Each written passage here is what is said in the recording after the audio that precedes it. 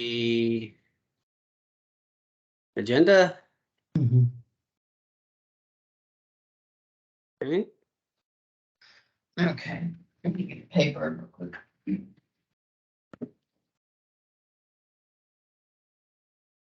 All right, yeah, so we can't approve the minutes, but I did get Adam's comments on that.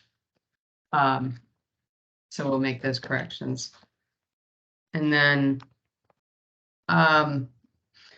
without a quorum. Okay, and we don't have anybody from the public here. So if there's any liaisons, then I would say let's kind of move through that. Rebecca, you are here, so yeah.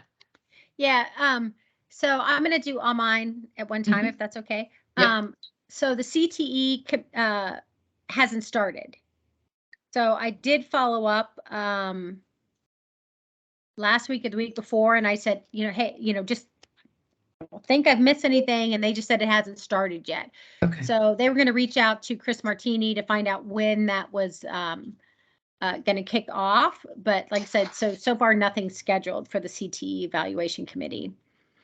Unless anybody's heard something different, Michael or Rosa. I have not. Okay. ACTL, again, was more focused on math and a couple other things.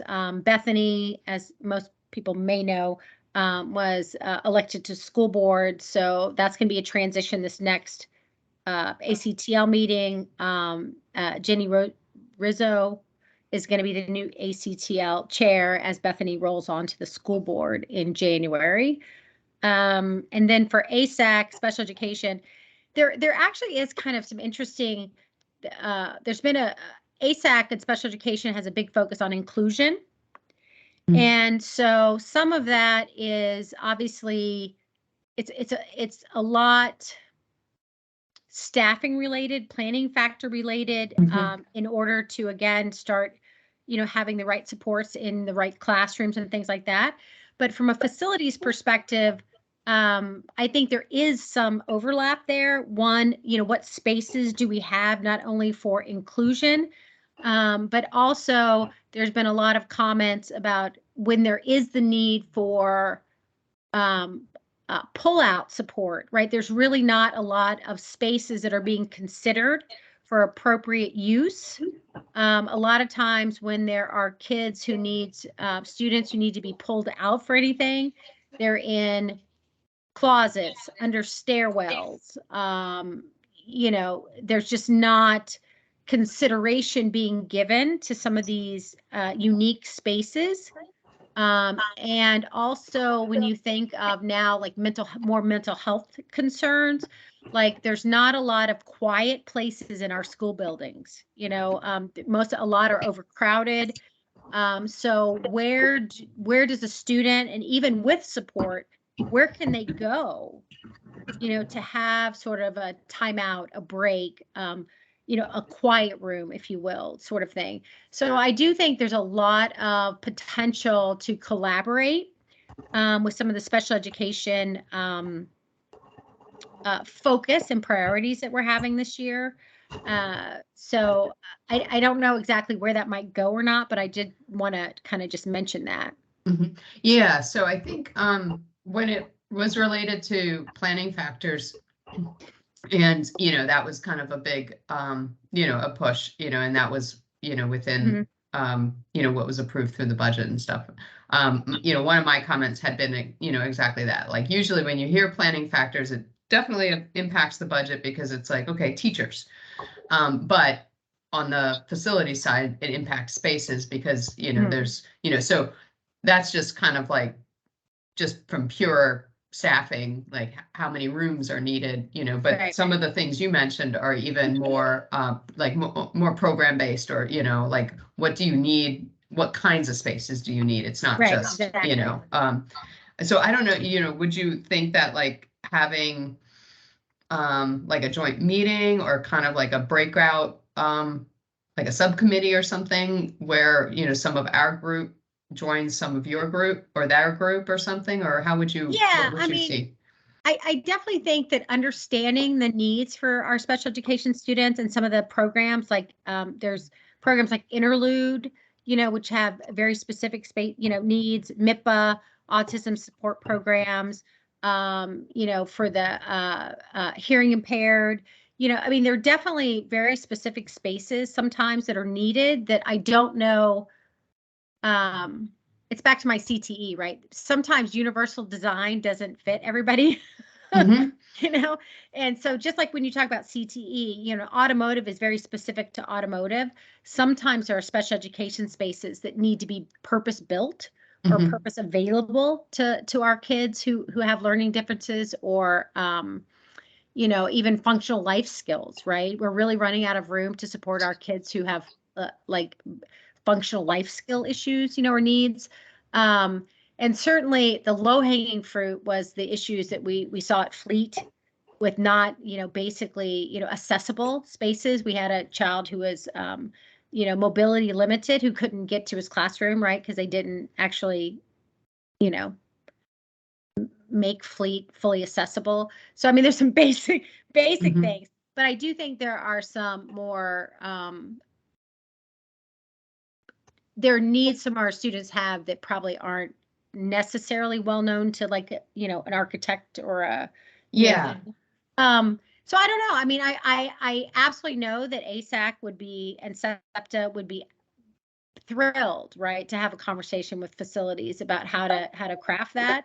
And especially, like, I don't know, like in our, as we're looking at the buildings, as we're going through the evaluation, criteria, like for some of the older buildings, and,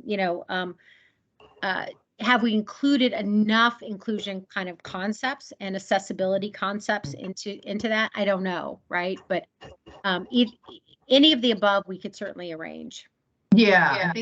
I think some of that's really interesting too, because I attended Greenville this past year. It was earlier in the year, and they actually, had some interesting programs on kind of, and case studies on, and exactly what you're saying, and I think there's more of,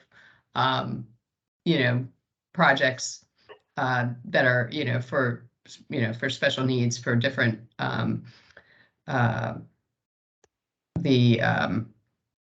can't think of what, the term is, but, but et cetera, but people, that think differently, so being able to, and one of the things during one of the programs was like, okay, we did ADA, and that's important. And now universal design is kind of like, okay, we're not just, serving people with disabilities, but we're, creating spaces that can be used by anyone or whatever. And then this next step, what they're looking at least, and in this kind of pushing forward, is like spaces that can be used by everyone, and I think, or, and maybe I have those two backwards, but kind of this very subtle differentiation that universal design is kind of intended to get most people, like 95% of the people, but it still leaves out a portion, and, and like you said, purpose built to suit those people. Yeah. But I think, so I think we could probably pull that as a subtopic, or try to like do something and see what's the timeline of the planning factors, or like the work that they're doing for this. Well, the special education program evaluation was done 3 years ago, and very little, because of COVID, has actually been implemented for that.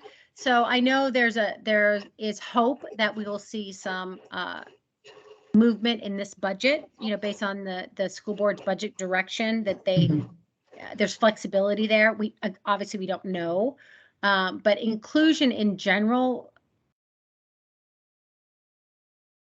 is supposedly a priority of the school board.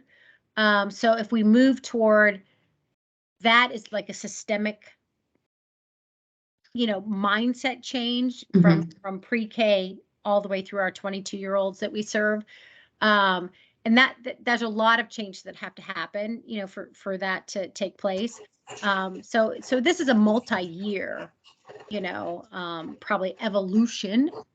But, we certainly hope that there's baby steps that we make in this year's budget. Okay. And then I think Zachary had his, Zach, you do still have your hand up, and then we'll hit Adam next. Yeah, I just wanted to suggest that for things like that, for some of the special ed spaces or pull-out spaces, are those things that are included in ed specs? And is that something that, you know, I know we have ed specs for different buildings when they open, but, you know, do we have an ed spec for a space that, if a pull-out space was to be added to an existing building, do we have an ed spec that says what that is and what type of space they need? So that's just a suggestion to add that to future ed specs. Adam? Yeah, Zach took my question, so thanks. Good job. Yeah, Great and I minds think think alike. Yep. without Jeff here, I don't know that, you know, he can, but we can ask the question and see how it's addressed. Go ahead, Michael. Yeah, sorry, I'm also eating at the same time. So this is it's sort of a good segue to the next facility that we're going to be touring in January, which is Barrett. Barrett has multiple programs within its facility that meet the needs of the residents as well as some of the county-wide residents within Arlington, particularly interlude. They have 2 interlude spaces within their facility. And Kathy Lynn and I went and spoke with Catherine Hahn, which is the principal. And we went there a couple times and we observed, you know, some of the challenges that they have when it comes to that. And I think it will be, you know, more readily understood by the group when we go to that facility, where you can see that because of the recent demands of those types of programs within Arlington, there are causing some constraints when it comes to the administrative side. You know, not just saying that the administrative staff that needs to support it don't have their own spaces where they can do their work, but they also have sort of these restrictions that are applied to them when it comes to providing those sort of one-on-one spaces that Rebecca was alluding to. It is a little bit of a challenge. So I think that would be good when we go tour Barrett. So thanks for that one, Rebecca. Okay. And then Kateri, I'm sorry if I say your name wrong, but you had a comment. Cafeteria, think battery. So I did Okay, get called Cafeteria, yep. cafeteria today. You said that in the past. Voicemail. Okay. So cafeteria is a lot worse. Okay. Which I got called today. So it's not that bad. Right. But yeah, you basically had the same question. So, and then let's see.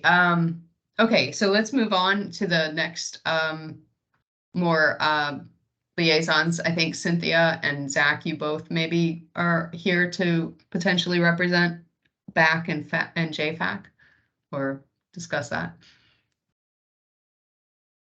I'll let Cynthia go ahead for BAC, and then I can add anything for JPAC.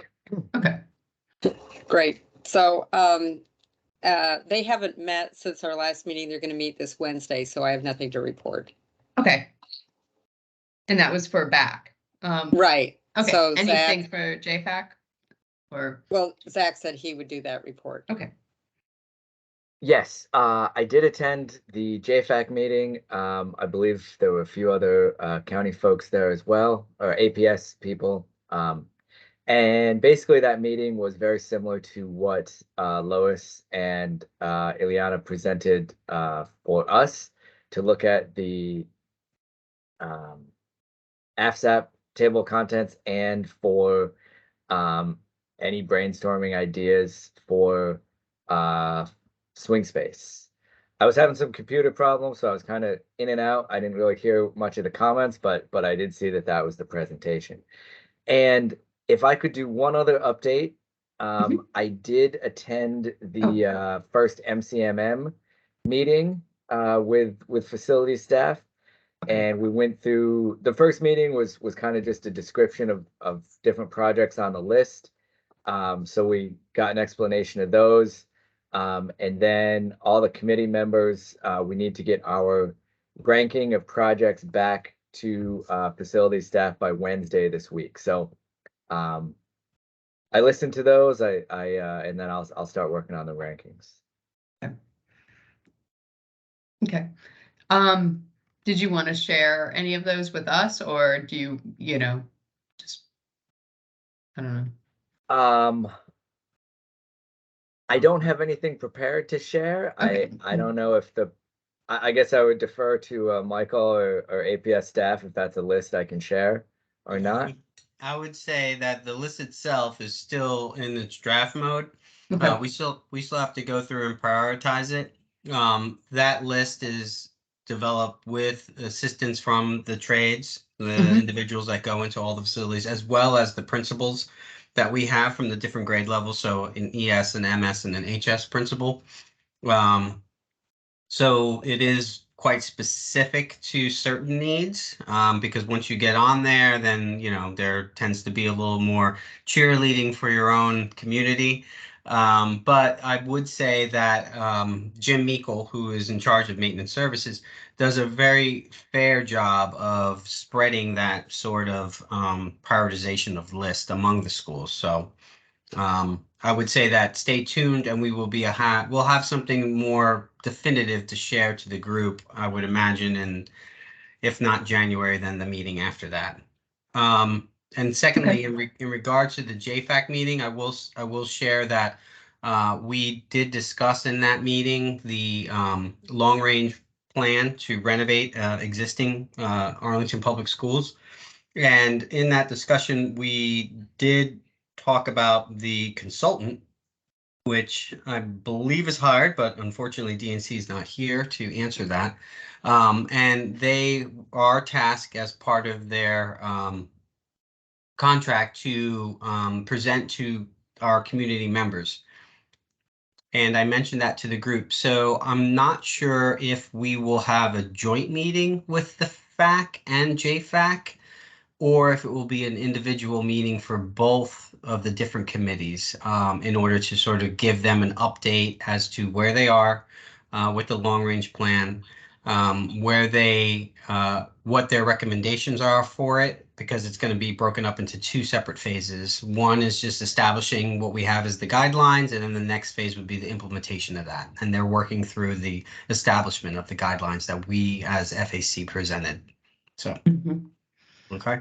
Okay, yeah, and as it relates to that, CCPTA wanted to, I guess, have feedback or have, be engaged, when it came time to kind of look at that too. So I don't know, if that would be, basically I was going to say and give them a heads up as to when our meeting was, and they could just show up as public comment, but related to the long-term renovations.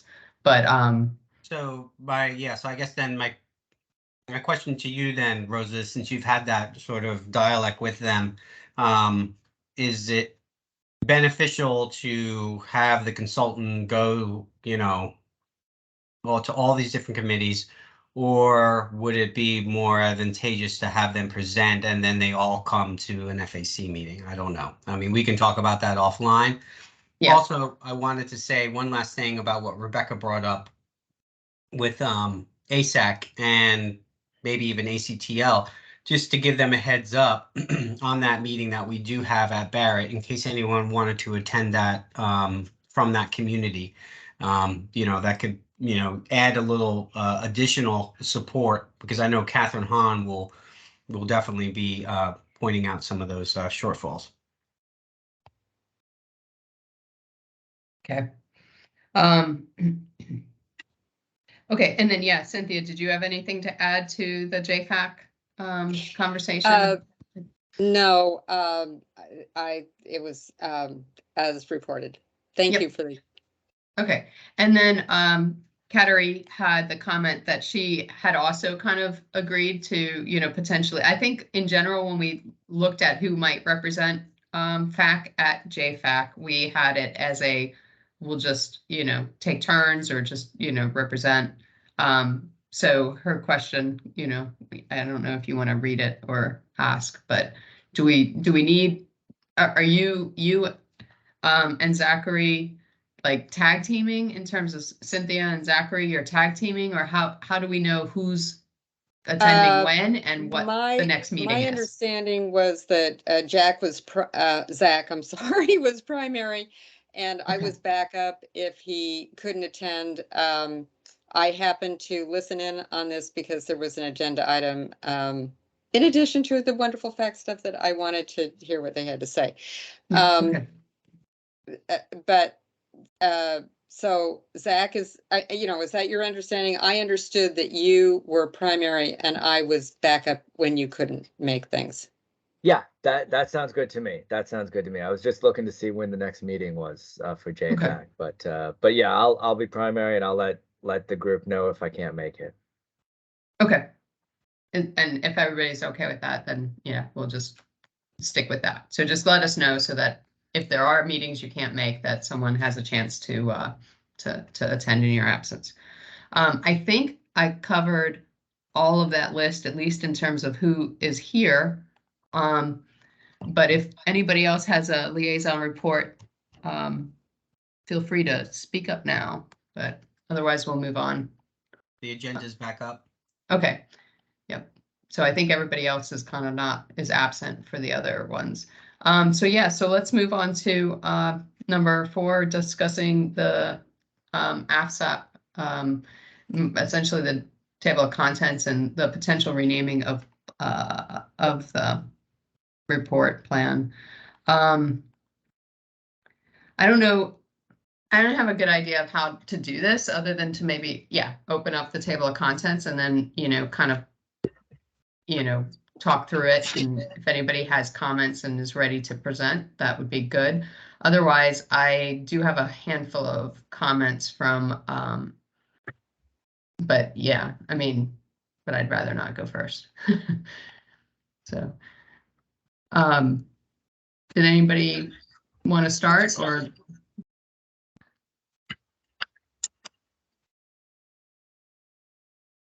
Yep, perfect, Adam. So is it okay if we jump around, or did you want to go in order of the table of contents?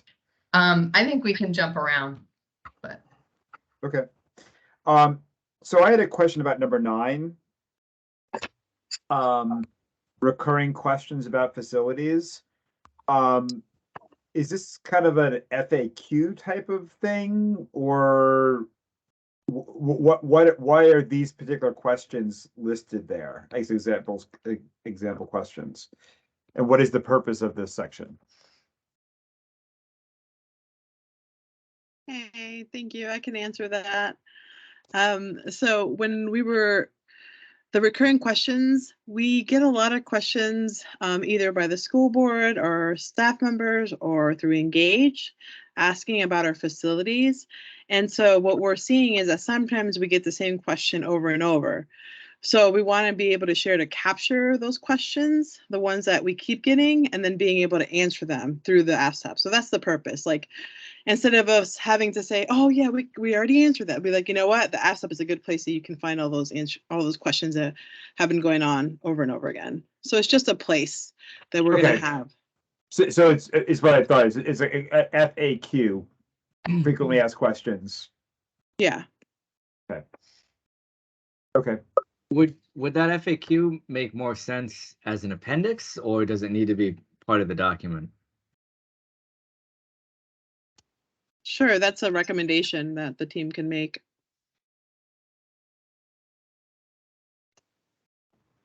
Yeah, sorry, I'll put my hand down now if I can just talk.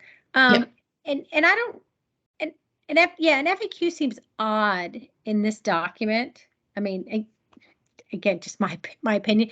I mean, I think something like that, like, how like the Engage page has, an running like, where people can assess things that are updated on a regular basis. Since this is updated once a year, right? I mean, so the FAQ, by the time we publish this, will probably be outdated, right? I mean, no, maybe. This will be published in June. It's this upcoming year. So what, I mean, I love this, but I think it should be on the Engage page. that's updated more regularly? Because if you have questions that come regularly, why would we only provide answers in June? Just to piggyback on that, maybe perhaps in the document, putting a reference to the webpage and, saying, Yeah. if you have questions, you can find frequently asked questions on the website. Because I agree that that's definitely the kind of thing that would best work if it could be updated regularly, and so that you wouldn't just say refer to the document, but just refer to the webpage, as because new questions might come up and they might need to change, that kind of thing. Well, and like, why is enrollment at the Heights HB, on 9/30? If we don't answer that officially until June, it seems a little odd to me, right? And the capacity of the Career Center, again, I'm not going to go down my rabbit hole of the Career Center issues, but that's a question I'd love to know now. So these, I guess it would be helpful to know, thank you, Rebecca, that these questions have been answered. It's just we're putting them somewhere else too. Right, but these are probably, but if you get questions regularly, and my guess is the Career Center, given that we're going through, again, I'm going to try to be. That's okay. Yeah, I mean, all those recommendations are great. So that's the type of feedback we're looking for. So that's helpful. Yeah, like I said, I don't think a FAQ in an annual document makes sense, I guess, just overall. Yeah. But I guess, Elena, what you're saying is that this is memorializing major issues that you've heard in a year. This does not replace this idea that there's someplace on the web that you're frequently updating this, but this is just a statement of major issues you've heard during the year.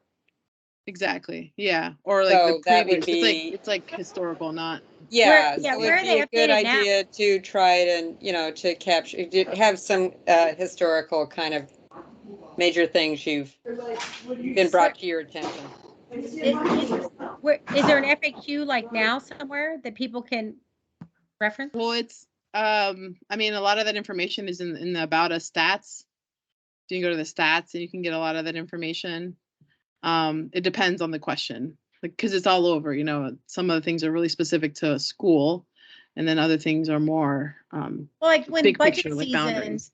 Yeah, budget season, there's a whole budget, and it's a running update, right, of questions and stuff like that. So I don't know. And again, I'm sure, I'm not sure. Rebecca, I wasn't saying that wasn't a good idea. I was saying No. they should be together. Yeah, I'm just saying, do we do it now, right? Do we provide facilities ongoing where people can go? Like there's a CIP, right, where there's a budget, like where there's things on Engage page. It probably would be helpful to think about something that is more a permanent FAQ for facilities, but I don't know that we have that in general.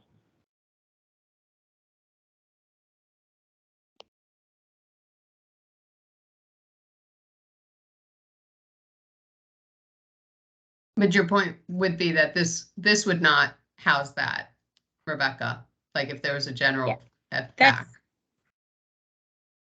Or that it would. I think if we're talking about communication to the community with FAQ, again, a once a year June document, I don't know. Like I said, hey, this is over the course of the year, these are the questions we've heard, but it would be nice to engage with the community on facilities, I think on a more regular, I'm just talking off the top of my head here.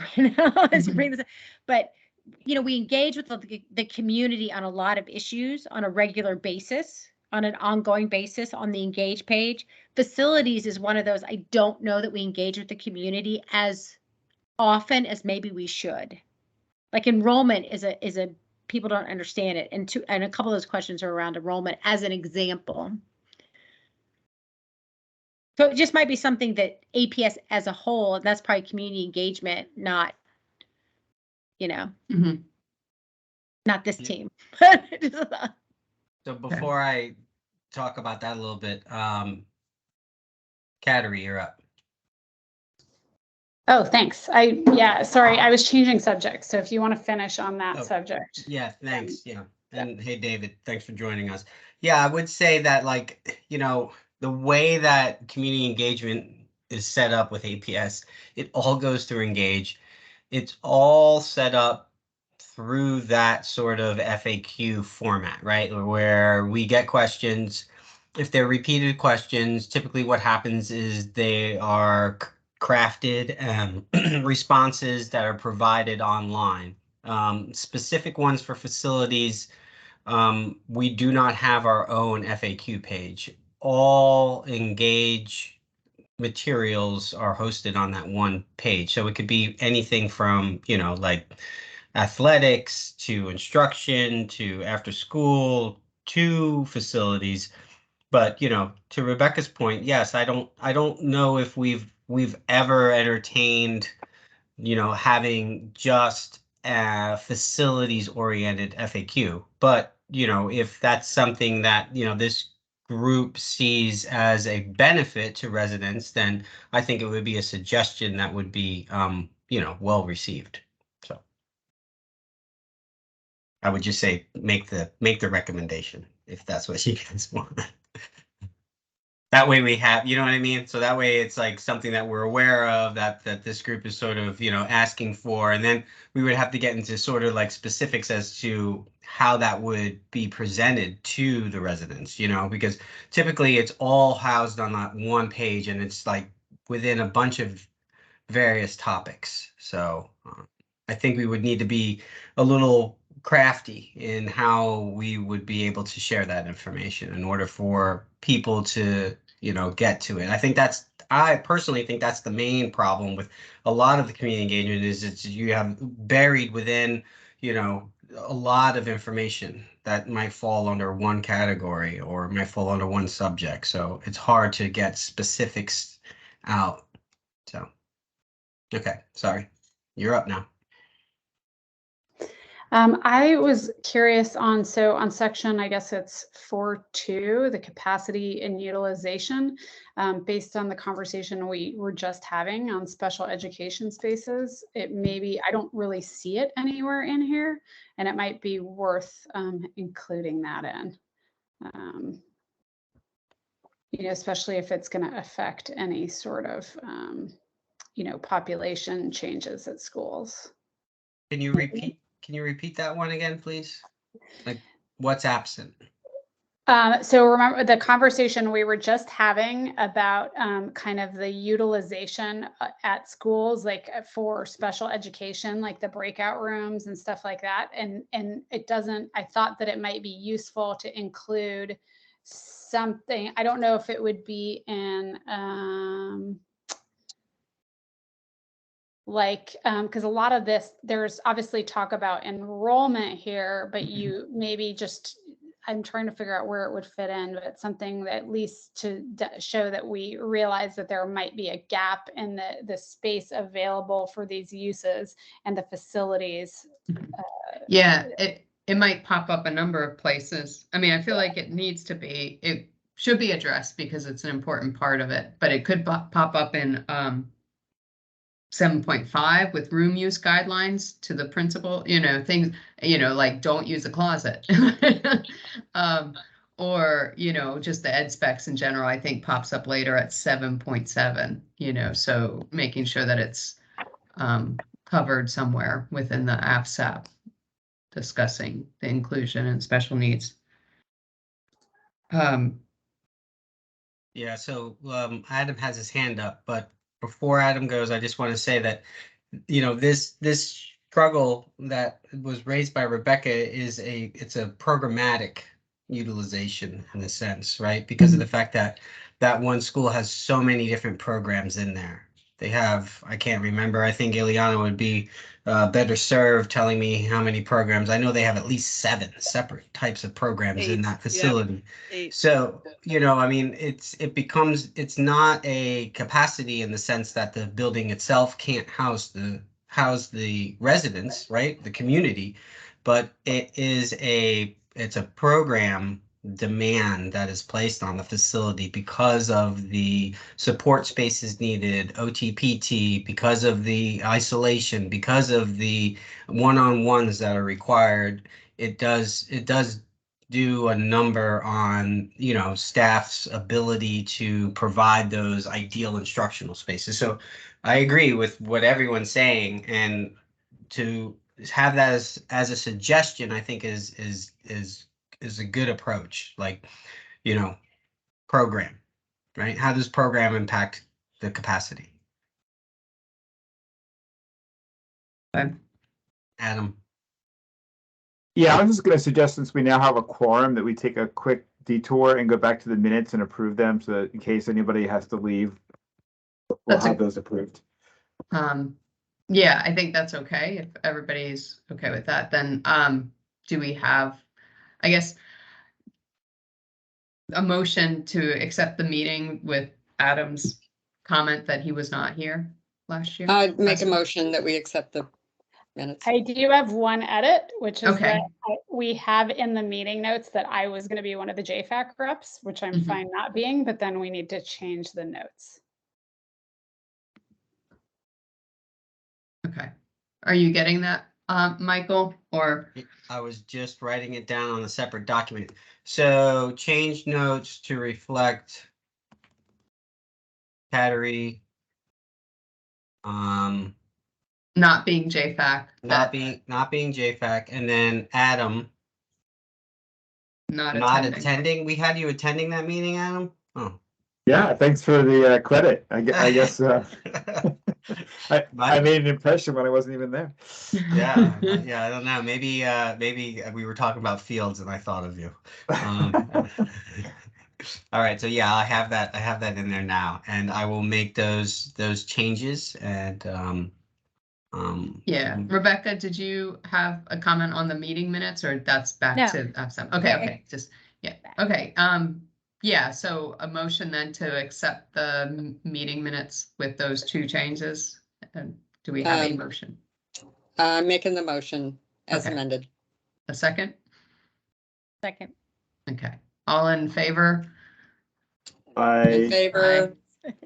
All right, so we'll, any opposed? Okay. Any abstentions? So, okay, so they pass. All right, so back to FSAP then. Okay, and then I guess what I think would be helpful, maybe, Michael, yeah, if you just open it up, and why don't we kind of scroll from the top, and I'll kind of, you know, I don't know that there's any immediate comments on the executive summary unless someone does have something. I had one quick question. So it says adjustments to the timeline. What are the adjustments? Okay, so yeah, so that was kind of discussed at that last month meeting, and more or less, you know, in the past, the AFSAP has kind of been a school year document, a document that's developed during the school year, and that FAC typically has included you know, our recommendation in the report itself, and then all that gets turned in at the end of the year, like say in June. And the timeline is a little different this year in that it's being developed by staff. You know, we obviously have portions of input like now, and then they'll develop it June. They present it to the school board. During the summer, the school board, FAC, the community, everybody kind of weighs in, comments on it, and then we give our report, or, you know, our official opinion or recommendation or whatever, in the, you know, very beginning of the year, of the school year, in say September, and then the school board is voting on, you know, on the CIP direction based off of all of that information, all of the work that's kind of the recommendations taking place over the summer, and the community input, and the school board working through their review of it. And then that gets voted on in the fall, as opposed to in the spring. Did I do that correctly, Ileana? Yes, thank you. So we're just trying to be more inclusive on the front end this time. But this says will accommodate the May 2024 superintendent's proposed CIP. Yeah. I guess I can try to explain that a little bit. So Okay. the ASAP is kind of like the framework for the CIP. So this Right. is like the draft, and so they give direction in the fall for the CIP. So we write a CIP next year.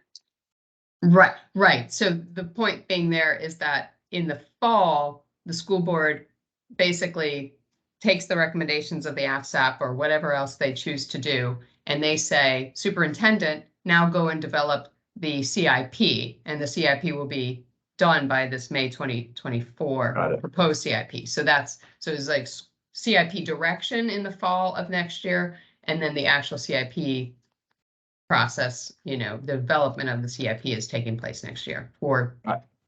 Got it. Thank you. Okay. I appreciate the clarification there.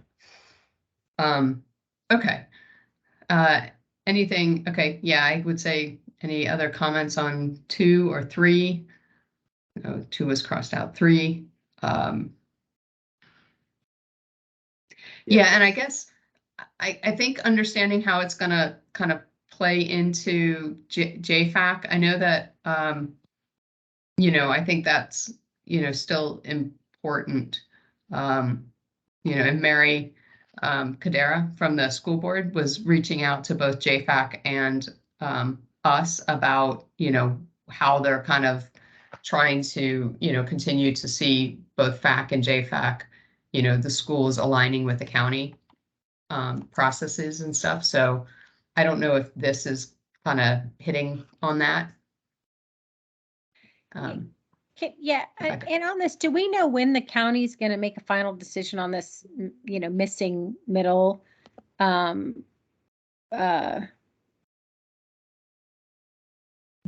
decision? Yeah. Because obviously that potentially has a lot of, I mean, not immediate, but potentially long-term impact on facilities if they're going to be looking at increasing density in some random fashion. Well, there's a missing middle meeting going on right now with the county tonight. Okay. So do we know that they're going to say like yes or no in any specific time frame, or is it just going to be an ongoing until they make a decision? I would have to just speak to my opinion on that. I don't have any sort of definitive answer, but I would say based off of what Matt DeFerenti sort of used as his platform for re-election, it seems to be that the appetite for the school board, for the county board, is more on the lower side of the number of units that are going to be allowed. So I think that the 6s and 8s might be off the table, but that's just a, And has there, and sorry, Rebecca, I read something today. It was March. Last I read something, it was going to be a January, and now I read it was going to be a March vote. So, and then my last thing, and then I'll on the county collaboration piece was, have we made any progress? Like if they're going to look at kind of updating, like a pretty holistic, to the zoning code or codes in general, to add more. I mean, I know we've had a lot more collaboration, but something specific to public facilities and adding schools into some sort of like, so if they do even go to a 4-plex, but again, it can be county-wide, can we sort of add schools being a consideration or some impact or something that they can pay an impact fee to the schools? So when we have to add capacity, to somewhere maybe we aren't looking at today. Yeah, I think that all those suggestions would be best heard on the ears of the county board, and I'm sure where most of them reside. So if you happen to see someone walking down the street, give a mention. Rebecca, I'm sure that a lot of people have raised the infrastructure issues like you are, and capacity. It's not just like building a house, whether it's the schools or ability to park on the streets or whatever. Including myself, I've tried to in meetings ask about impacts on schools and what that may be. So I guess so in other words, I know it's on the record somewhere that people are asked this. I don't know what the answer is. Can I just add to that? I wanted to go back about missing middle. We had a work session last Thursday And we talked a little bit about missing middle. So during that work session, it might be helpful. It's towards the end of the work session, so if you don't want to watch the beginning part of it, but there was a little bit of back and forth with the board.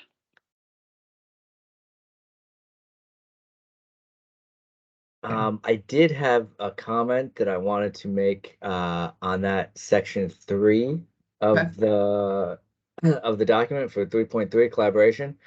I think one question is the APS participation in planning studies.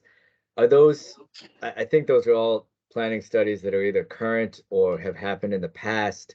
Do we know anything from the county as to what their work plan is for what their future studies would be? And maybe we could add those in that document as well. And then also maybe put a mention of the work that we've done with JPAC in that section as well.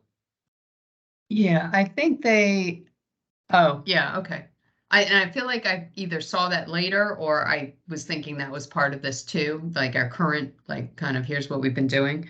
But I think it would, to Zach's comment, I think it is good to kind of understand whether the county gets to look at this report in the same way, and maybe, like if we're understanding what their projects are and what they plan on doing, do they have a similar report that we're looking at in the same time that maybe they also get a copy of our report, to look at so that they know what we're doing and vice versa. So again, that back and forth.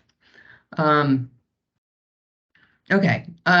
If there's no more comments on 3, then let's, I guess, move to 4. I think this seemed pretty cut and dry in terms of the projections. So I had one comment there in 4, and Okay. maybe it's just goes without saying, but I think when looking at the past enrollment projections, I think in like the overview of past enrollment trends, I assume there'd be some mention of COVID in there and how that has sort of changed the Okay. projections and what kind of impacts that had.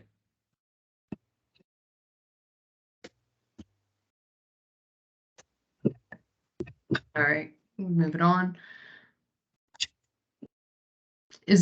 Okay.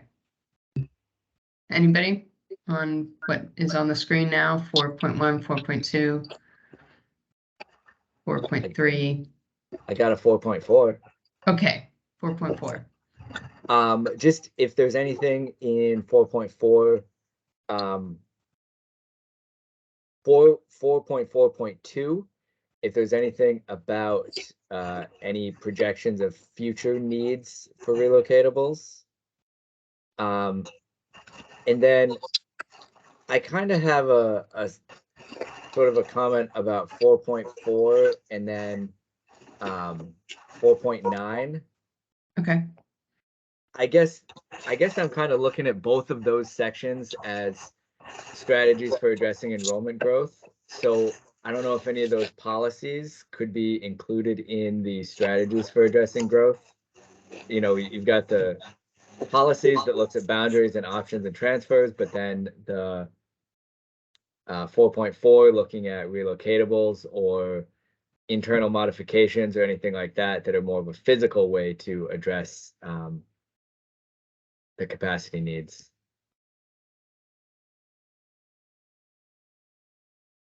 Yeah, and I had a comment on 4.9 as it related to just policies in general, since they've been going through all of the policies and updating them, and it hasn't happened in a long time. It seems like trying to comment on the effect of some of those, as it relates to this. So obviously boundaries and options and transfers are very specific, but in general, having a general comment on whether or not, there were major, or minor impacts, changes to the policies that will impact the planning. Is there a particular reason why there's a separate section called school board policies as opposed, because I mean, in essence, aren't all the policies school board policies? And to I'm- Zach's point, as you put into the section where it applies, in this case, those are strategies for managing. Right, let's see, because what 4 overall is current enrollment conditions is 4. So 4.9 is kind of, I guess, as it relates to current enrollment conditions and not necessarily like as a heading and not just a general policy comment. But yeah, I mean, all the policies, I guess, are school board policies, you know. And then there's PIPs, the policy implementation procedures, which might not be school, you know, our staff, but I don't know if I caught what your comment was, Adam, but I guess David. Yeah, thanks. And now that I'm looking at everything from 4.4 on through 4.9, it seems like all of that stuff could be an element of 4.4, strategies for addressing enrollment growth. I mean, annual update is just an update, right? But, you know, the inventory is, you know, assessing the inventory should be part of the strategy for addressing enrollment growth. It's not a separate topic. I guess I'm curious why they're broken out at a high level, where I kind of get the sense that they should be within 4.4. I don't know. Does anybody else feel that that's relevant, or is it okay that they're all separate things? Or if it's just information or like data, then doesn't Yeah, belong if it's under just enrollment, data. you know, at all. Right. But, okay. I did have a question though that it might be worth asking about is, so we're collecting. Hang on, my screen is doing weird things. Collecting information about inventory, right? Relocatables, APS and county sites, APS common space. If we're looking at inventories, is it worth at least mentioning what other kinds of inventory that might be not publicly owned might be available? You know, just thinking about the, you know, we keep hearing about these 20% office space vacancies, you know, as a resource and as a tool. If it's not being mentioned, then it seems like an oversight.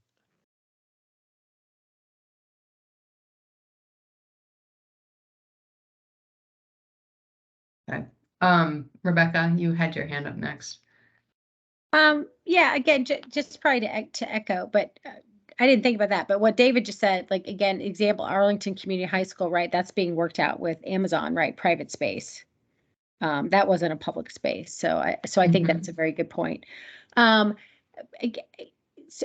kind of going back to some of the things we were talking about special education as well. I think we generally have, and I could be completely wrong, but my perspective is generally we've looked at just one student equals one space, you know, and again, not just, I think my comment from before when Michael was mentioning, you know, look at things programmatically, but again, there's a lot of kids that aren't in a special program that still might have, and it's not just special education. You look at gifted, you know, they may need, you know, spaces. So it's not just special education. So it's not only programmatic, like if you're the interlude program or MIPA or functional life skills or something like that. But again, I don't know that, you know, it'd be interesting to be able to see usage beyond just a, you know, hey, this facility holds 100 kids, right? And, you know, I think that's the way we've always looked at it. You know, sort of the capacity of this building is X, and it's assuming that every one of those kids is exactly the same. And I don't know if we've ever actually kind of taken it to the next, you know, some, not only programmatically, right? You know, because a lot of schools do house multiple different, like Gunston is an example, like they have Montessori, right? Which is extremely different programmatically than the immersion program that they host, which is different than the traditional middle school they host. So I think there's programmatic differences, but again, there's also just, if there was no quote unquote different programmatic, there are still different needs. So it just, again, so when anyway, I don't know. It may or may not fit anywhere, but just kind of keeping on that theme. Because like I said, we also hear the same from some of our gifted families, that they don't have enough resources for the gifted programs, right? Or any type of programmatic or project-based learning, spaces where kids can get together and work normally, right? They sit in the hallway, right? If they have a project to work on, if they need to collaborate in small groups.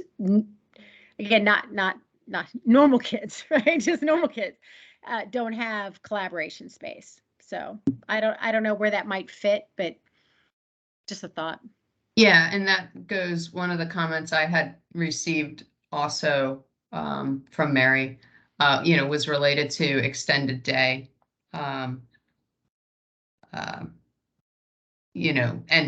the ability to, if you have, PTA run enrichment programs within a school, then that also, cuts into how much room you have for extended day and vice versa. And so, even like it's not just during the school, but then the ability to serve those kids, I mean, during still school hours, just not literally, the regular school day. So it's still school programs, but and those kids aren't getting served. They're just not able to have that capacity of extended day, even though they have the great need in certain schools. So I think that would go in the same place as what Rebecca was saying. Okay, so I think Zach, you're up. Yes, thank you. I like that line of thought that both you and Rebecca had. I do think that capacity calculation and accounting for different programs is a larger topic, but I like it, and I think it's something that should be addressed in the future. But I wanted to mention, I had a question on section 4.5, APS and county site inventory. And I'm kind of wondering what the intent of that is. Is that just to list all the county sites, or is it more specifically looking at county-owned sites that have been offered to APS for use, or things that have been offered, or sites that we would like to approach the county with being able to use? I'm just kind of wondering what staff thought that section would include.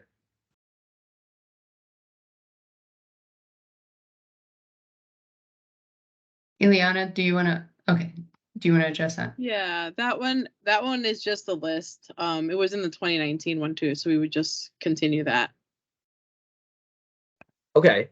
I think it may be a good idea if that could, list all the sites, but maybe narrow down a little bit on some sites that perhaps the county has offered to APS for facility use. Like, I know back when I was at APS, I know there was talk about Madison Community Center and things like that. So I think that'd be a good section to add.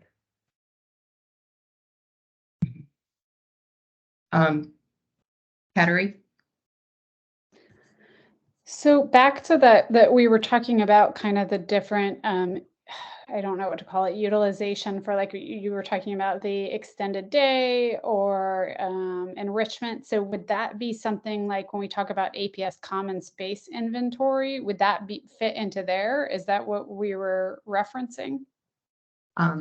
So common spaces are typically, we had done a kind of a study of common spaces within schools however many years ago, and basically it's, like the gyms, the cafeterias, library. So anything that's not essentially a classroom type of space. Okay, so then based on the conversation we were just having, would we recommend then, because it sounds like an inventory would need to be done to understand the programmatic needs, whether it's extended day or, gifted or special needs or whatever. I think, we were all the topics we were just discussing. So I guess I'm just curious, would that fit into that category? And I would assume an actual assessment would need to be done, right? Unless we happen to have that, or APS has that all handy, that information. Right. It definitely wouldn't go in that category. Okay. And I don't know if, APS has that information readily, already, studied, if it's just a matter of asking principals or, understanding better, principals and PTAs, the use of the schools in that manner. I don't know, but I don't know, Michael, if you have, or Ileana, you have comments on that, but otherwise, I mean, we'll be adding it to our comments. Got it. Yeah, we are adding we're starting with the big picture right now. We're having conversations with principals and just asking them what programs they have in their schools, because we need to make sure that we're capturing that. And so we've started that work actually last week. Okay. So just the programs that we have in schools, and then it's the next piece, right? Because it depends what programs they have in that space. It's a little bit more complicated than we would wish. So then you guys ask what programs they have, and then you would go back and ask, like, what are the space needs for the programs? Yeah, for example, like I would say, okay, you have VPI, great. How many classrooms do you use for that? And so that is a simple one, because VPI is like 16 students, but our capacity utilization for one classroom is 24. So then they would say, I have 3 VPI classrooms. Then we would have that information. Okay. Got Yeah, it. And you would ask the same amount for like utilization space for like whether it's gifted or, you know, special needs Gifted is interventions? not like a program. So Yeah, that's what I mean. I guess, how do you yeah. assess then the needs of those students? Well, Yeah, that's how, right now, that's how we figure out if like a school, I'll just pick on Barrett since we're going in January, if it shows like on our end that they have capacity, right? But then when I talk to the principal, she's like, no, I don't have capacity. Like I have a bunch of programs. And then I asked, you know, I will follow up with like, well, how many rooms are you using per program? Then it helps us so that we don't, 1, put in more programs in that school. Or 2, you know, we try to also manage what can we do to relieve? Like, do we have to move a program from Barrett to another school, for example? Got it. I guess I'm just curious. I'm still confused at where it's captured in this document. So, I- go ahead, Adam. I'll let you talk. Well, I was just gonna say, it looks like that would be captured under 7.4, 7.5, and 7.6, right? Because the 4.1s were the inventory, and then the 7 point have to do with the needs. Mm-hmm.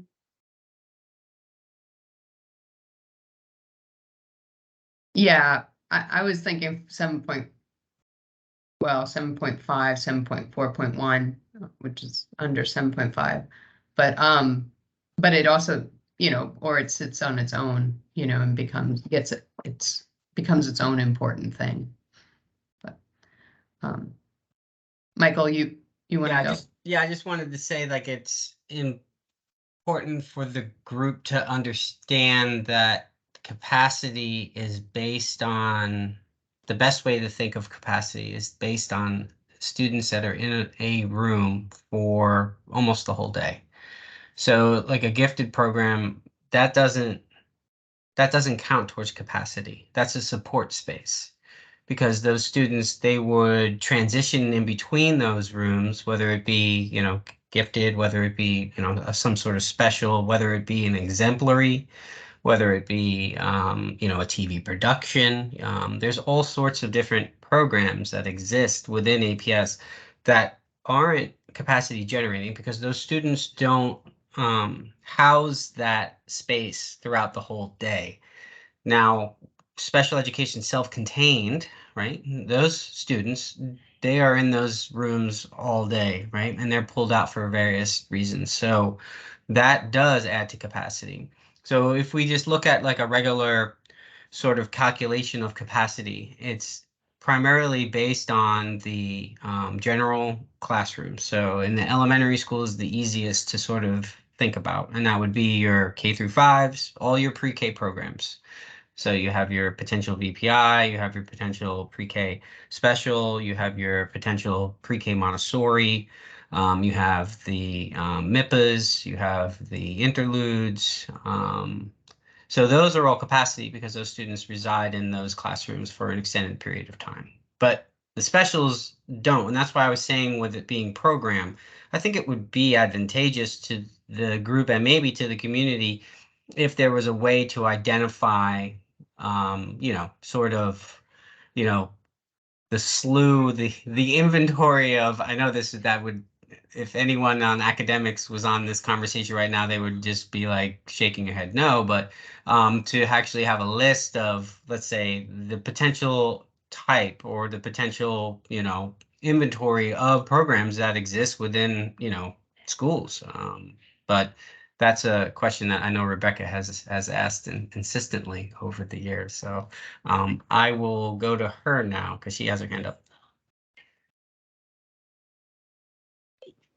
Yeah, again, I understand.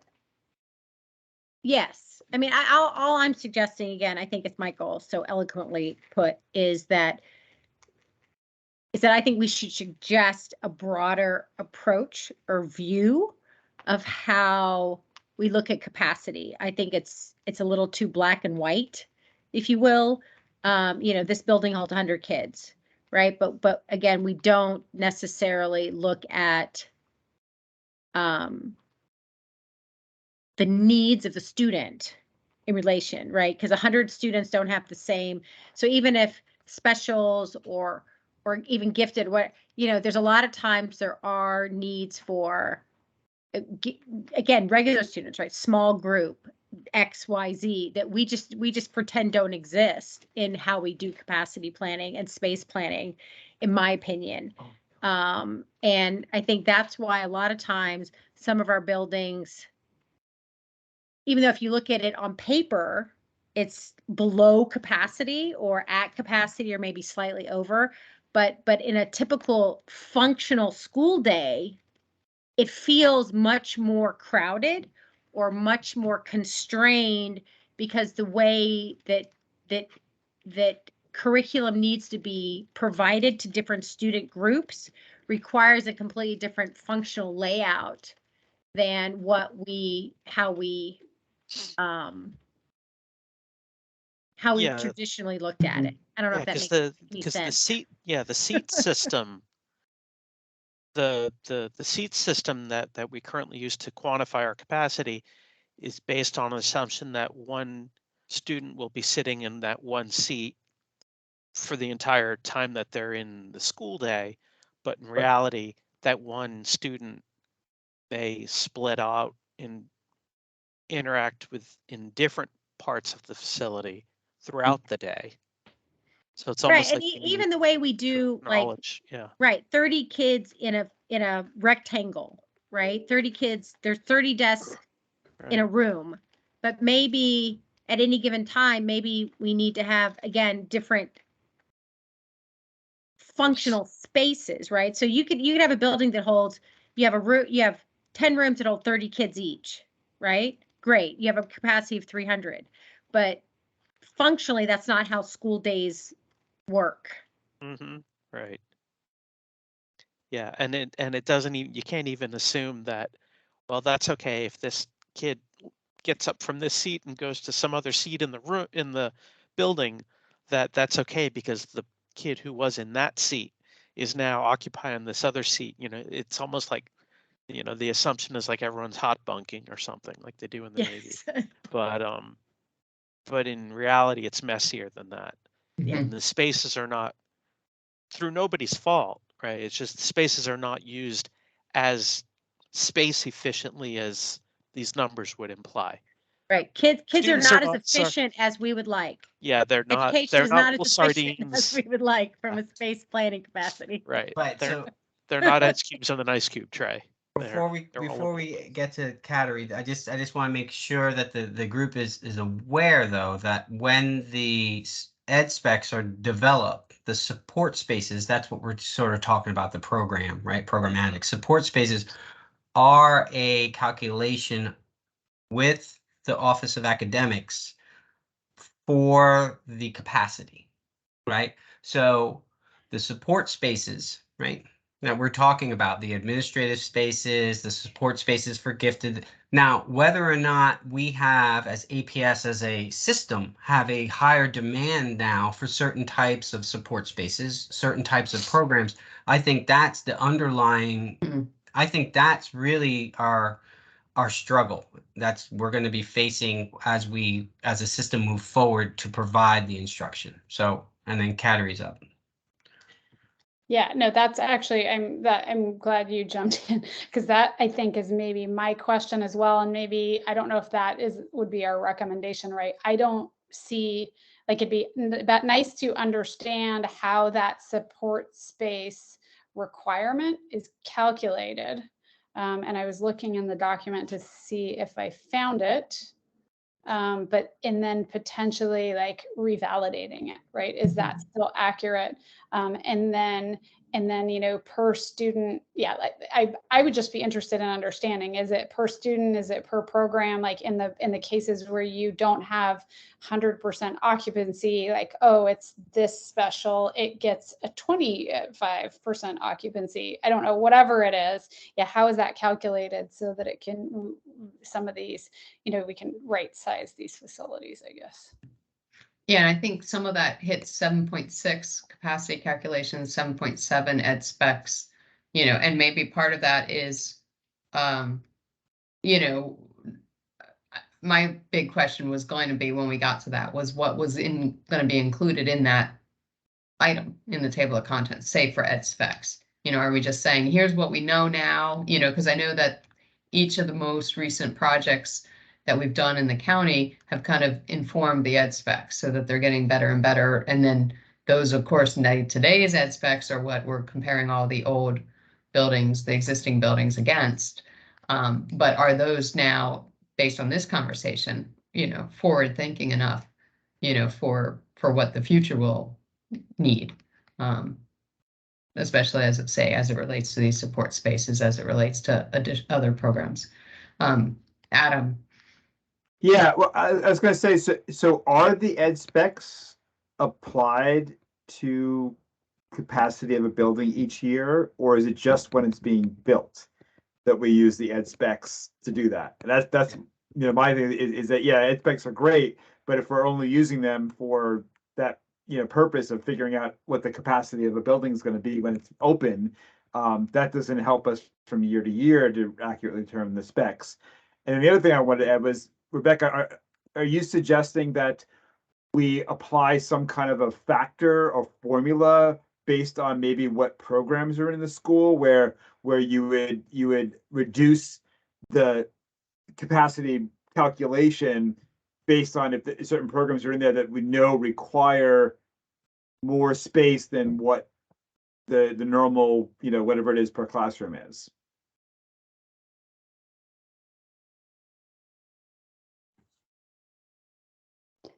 Was it Rebecca who was suggesting that, or was it me? I don't know if it was who that was. It was the one who you know, kind of brought that up, but okay, I don't know. I didn't want to like I was going to answer, but I didn't know if it was her or me. But I was suggesting that it wouldn't necessarily be a reduction of your capacity requirement. It would most likely be an increase, right? So you have certain, like right now, if we're not counting, you know, the need for certain facilities because they don't meet that 100% all the time threshold, then we would maybe need some way in which we could understand when these other additional, you know, classrooms, whatever they are, common spaces are needed. And so I would think like it kind of, and Rebecca, I appreciate like thinking about this because I hadn't thought about this way before, but you know, if you think of all these schools that are overcrowded just on student capacity alone, well, what the heck are they doing for all these other needs? I can't even imagine, you know, where some of these kids are going to meet and do these other functions, whether they're enrichment or gifted or special education or whatever it is, you know, I can't even imagine. Yeah, I mean, it seems like a lot of this is interconnected. So it'll be interesting, Ileana, when you go to write the AFSAP, you know, like, do you kind of hit some of these threads that kind of weave through the entire document? Do you just keep like pounding them home in each category, you know, or do they kind of get pulled out and addressed separately? But, you know, that'll be, you know, I guess yours to figure out. It's all on you, Eliana. It's all on you. Plan our future for us. So just for Adam's question that he did have, there was the first part of his statement that he had was a question on the design capacity. So yeah, the design capacity is sort of, that's it. Once it gets done, Adam, that's the design capacity. And that's what it always is for that building. Because those are many times those spaces built are specific spaces. Now, I know we have flexibility in whether or not a large classroom that has a bathroom can be used for kinder or can be used for pre-K. That in itself would then change that year's number of students that they have in it. But overall capacity of the building is always, let's say 600. But if you had those, let's say you only had 3 kinder classes and then they each hold 24 students, but your other 2 kinder classes that you had, because you have 5 built into the building, those now house VPI. So they only have 16 at the most, 17 at the most. So the number of students in that building would be slightly lower than what the capacity is. So, you know, that's But it would still be listed as not being correct. filled. Correct. So which we would make our decisions based on those numbers. So it's maybe the idea is that there needs to be some sort of accommodation for the fact that those things may change, so that a school may be listed as full capacity even though the design specs say it's not. But for the actual things that are happening in the school, it is. So I don't know if it's a parentheses or some kind of a, a design capacity versus, program capacity, maybe would be the other term for it. Yeah. Well, these conversations have been had extensively, and they are continuing to go on. So yeah, you all are definitely providing us with very good feedback on that. So I'm going to turn it over to Cynthia and turn my stuff off. Okay, so I'm sorry, because it appears, Rosa, that you had started to go through here section by section.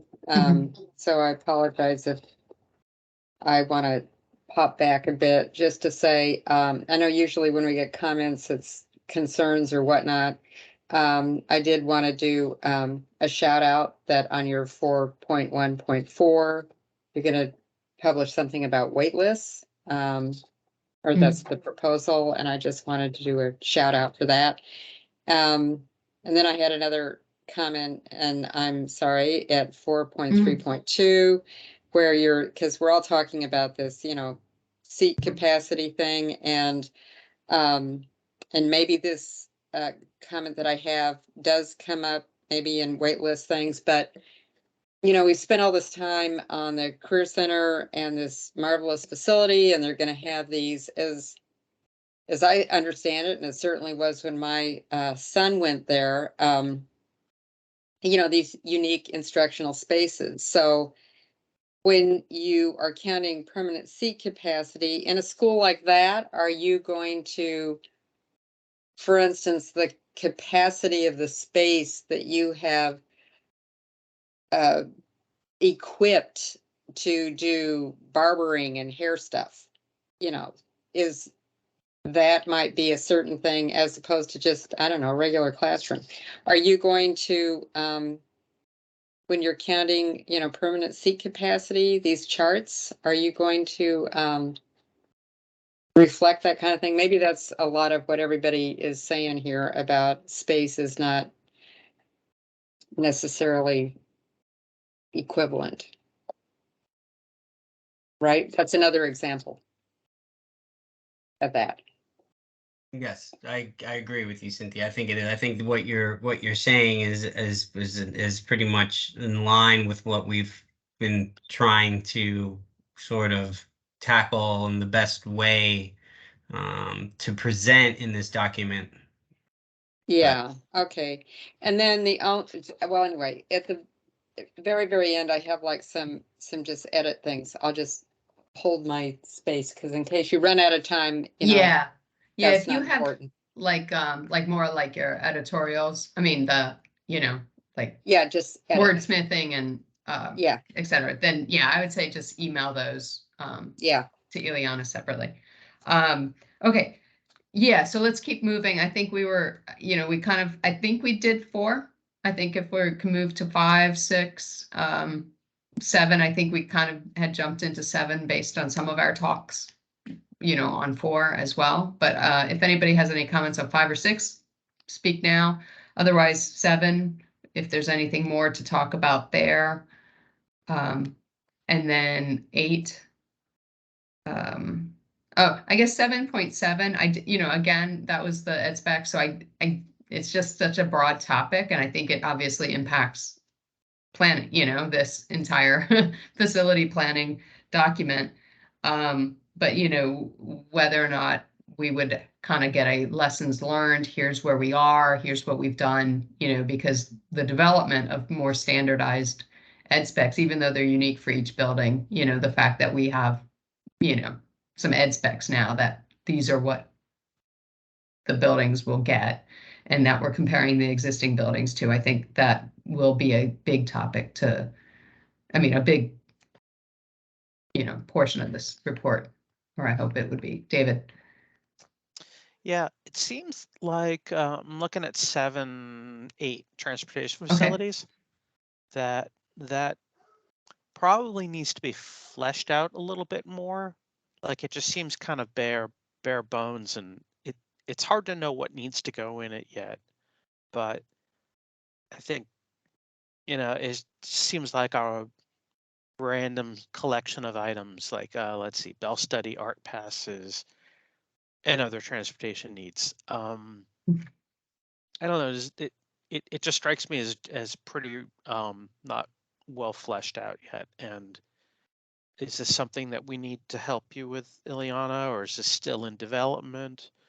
So I'll like I'll take David. I'll chime in on this. Okay, So thanks. I'll put those stuff in there as sort of a placeholder when I was talking to Lisa and Ileana about this table of contents, and of the transportation discussions that have had over the past year, those were the ones that just came to my mind readily, and that's how they were sort of plugged in there. Gotcha.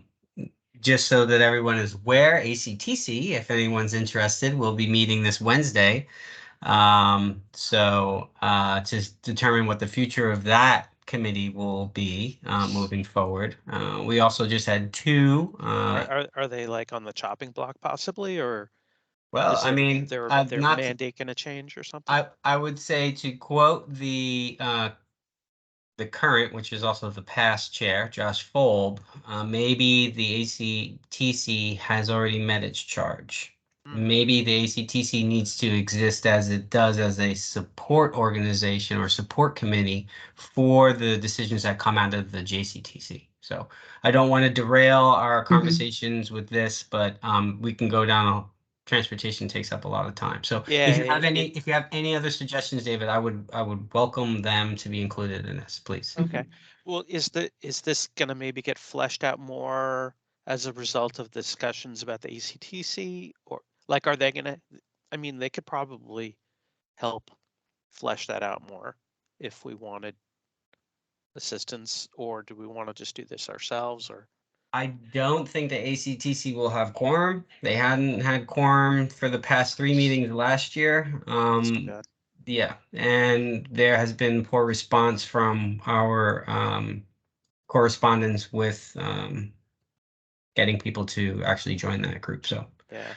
So they're looking for members to join the transportation committee. So I'll reach out to ASAC because special education transportation is always an issue. So if there's nobody from that community, I probably can get a recommendation or somebody to join from at least that perspective.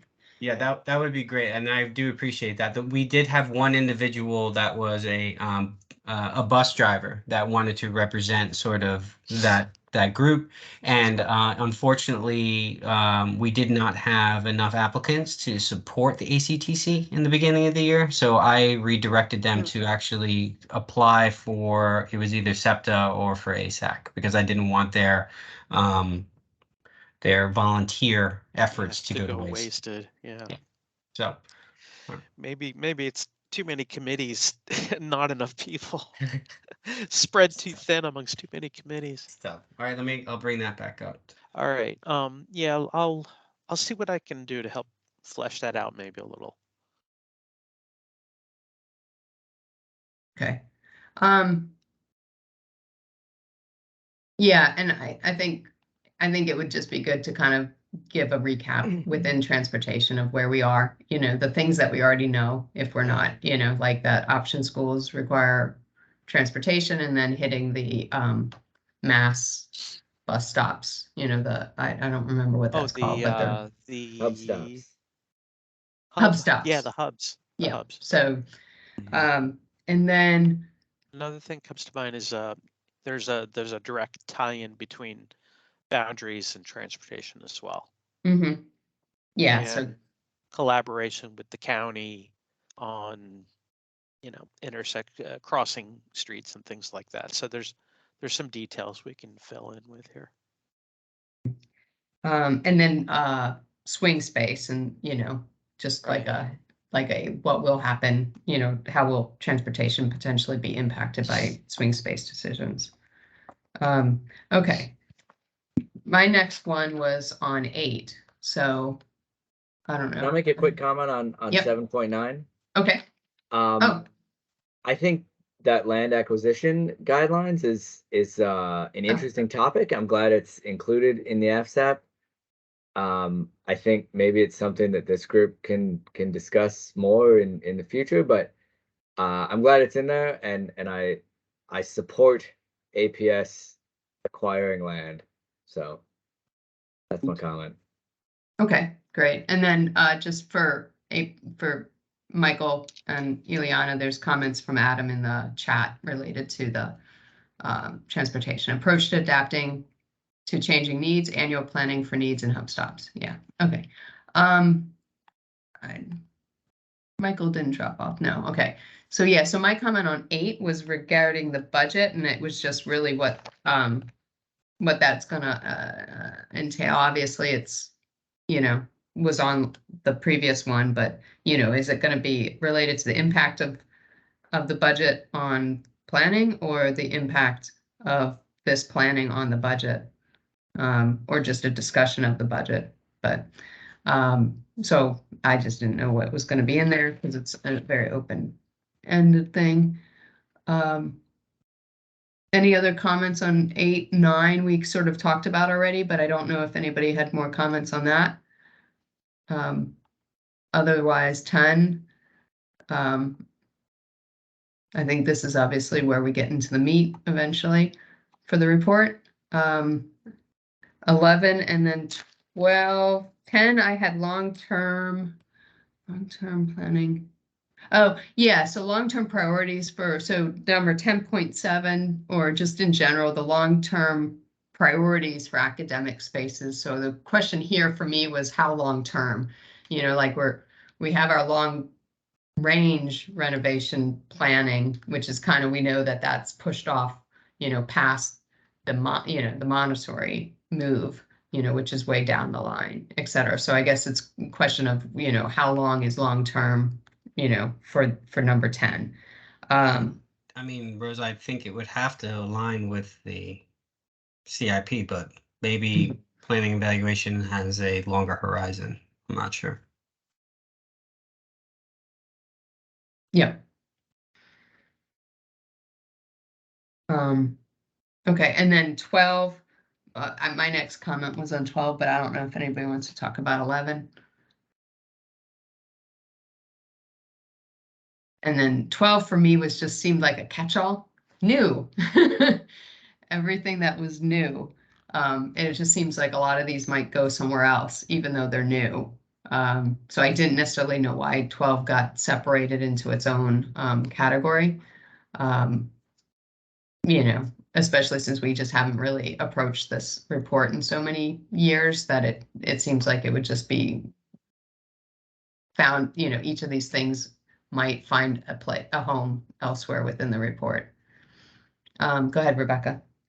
One question, and I wasn't sure if it may already have a home somewhere in here, and I just not sure where it falls. But but I know many moons ago, the first time I was on the FAC, when we were looking at boundary changes, the capture rate, right? Have we re-looked at the capture rate? You know, like originally it was like, oh, if it's a 1-bedroom apartment, it was 0. I don't know. I'm making that, you know.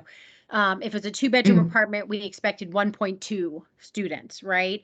Have we re-looked at or reevaluated with rising housing costs and things like that, what our capture rate, you know, scenario looks like in Arlington? Like how are we, what's that input to our planning factors, or not factor, but not, you know what I mean? Have we re-looked at that in a while? Are you talking about the student generation factors Yeah, that I come get, out I of don't know. different housing types? I call But it, then I Mhm. think there's also a capture rate of, like, you know, we get 80% of kids go to public school and 20% of them go to private school in Arlington. Just Yeah. I'm making those numbers up, but yeah. I think that may be 2 different data points, I guess. Yeah. And probably both, right? Because again, Okay. with COVID, I think that goes back to somebody's point about have we re-looked at from COVID, because again, that percentage that go to public, either homeschooled or go to private school, may have changed.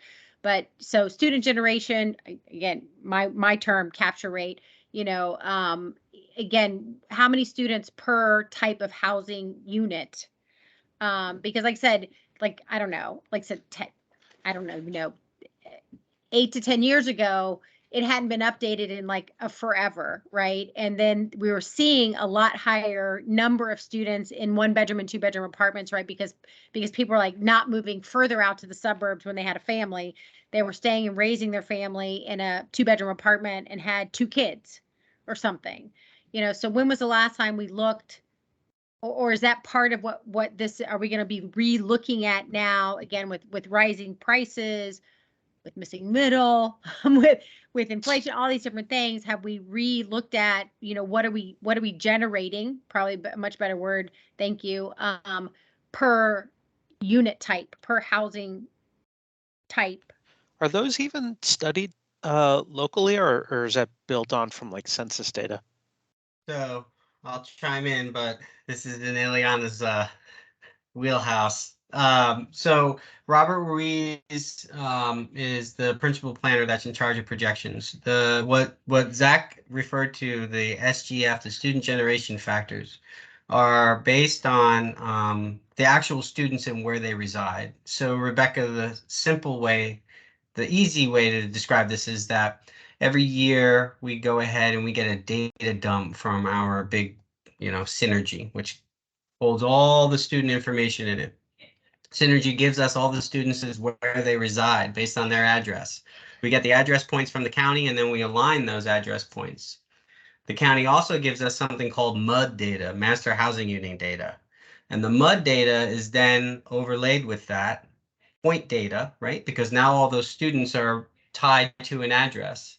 That MUD data then gets placed on top of that. And then that MUD data says that if it's a single family home, if it's an elevator, if it's a garden apartment, if it's a townhome, and then those students are then aggregated to each of those, right?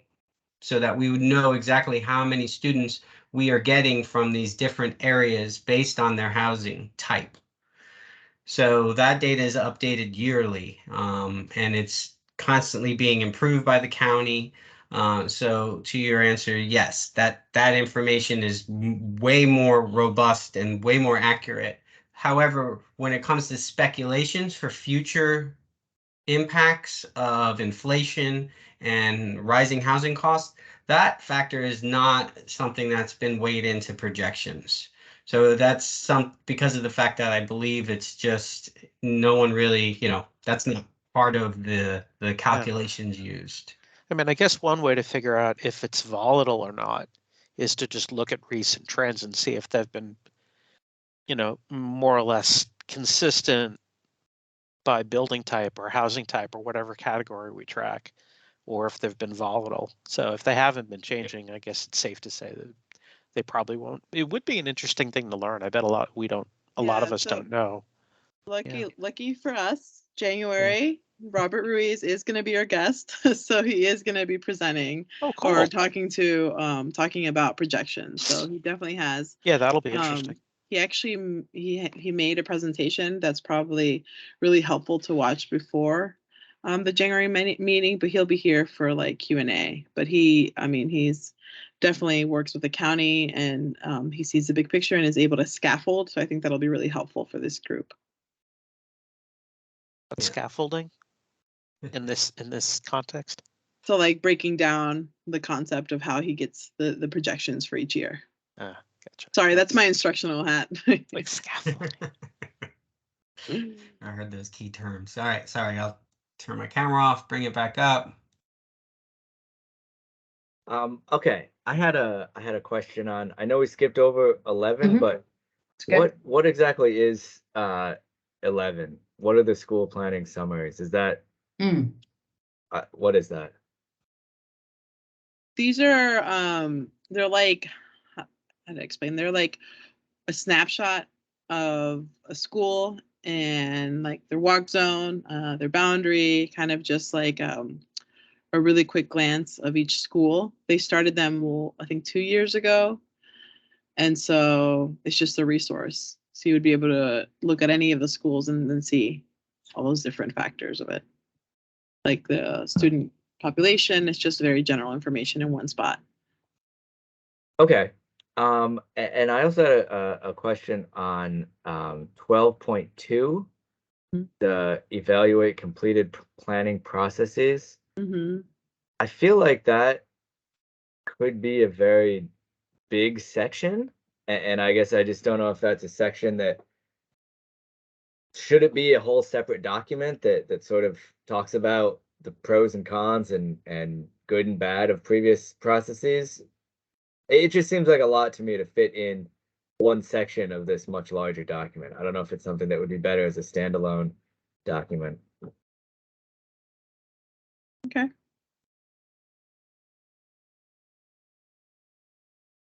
Okay. You still have your hand up, but you don't, that's it. Okay. It's down now. Okay. And then appendices, any, okay.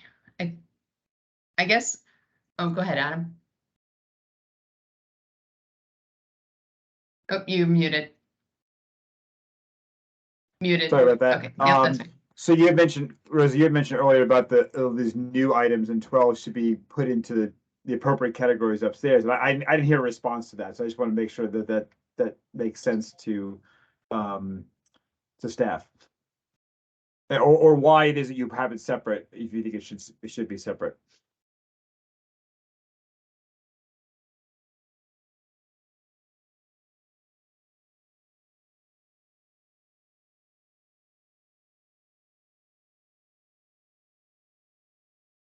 I mean, I'm not. I'll say something to it, Adam. I would just say that they might have been placed in there because it was just sort of the general Catch all. discussion that was taking place, and they just kind of got clumped in there as to these are new items. Let's get feedback, see what the FAC says. Are these relevant? Do they feel as though maybe they belong in a different section? So I think that all that input will be taken into consideration when the document finally gets, abridged or laid out or whatever. I think, I hope. Okay. Any final comments on this? And then otherwise, I would say next steps. So I guess, yeah, go ahead, Cynthia. So I just want to go back to the first, Eliana, did you, my memory is you wanted ideas to rename the document. Is that still on the Yes, table? please, and the annual update, yes.